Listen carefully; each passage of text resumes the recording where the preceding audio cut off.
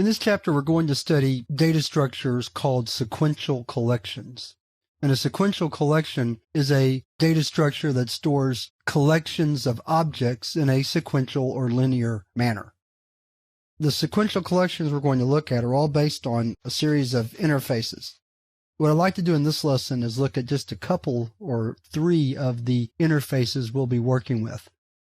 The first of these is the collection interface, and it's actually the foundational interface for the sequential collections. And what I want to do is just very briefly go over the different methods that are part of the collection interface, and we're not going to look at all of them.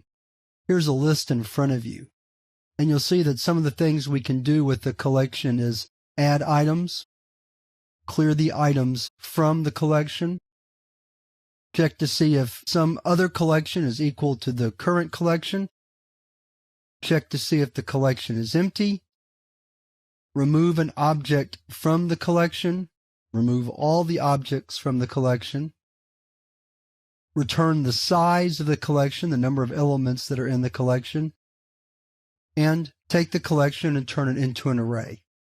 Again, these are just the suggested methods for a collection. Another interface that we'll be basing our work on is the list interface.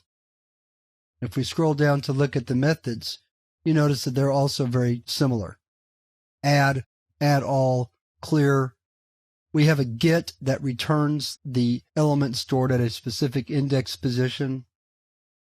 Index of, we can return the index of occurrence of a specified element.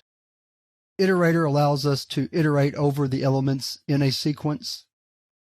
And then some others that we're familiar with, remove all, size, and toArray. Another interface that we're going to be working with is the set interface. Let's take a look at its methods. It's not quite as large, the number of methods that are part of the set interface.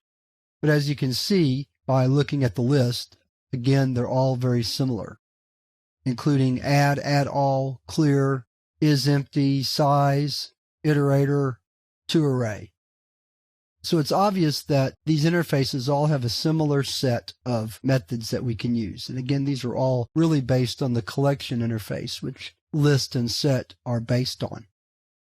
But we're not quite finished looking at interfaces, so what I want to do is go on to the next lesson, where we're going to look at a couple of interfaces that are a bit different than what we've seen here. And after that, we'll be ready to start actually looking at the classes that we can build sequential collections from.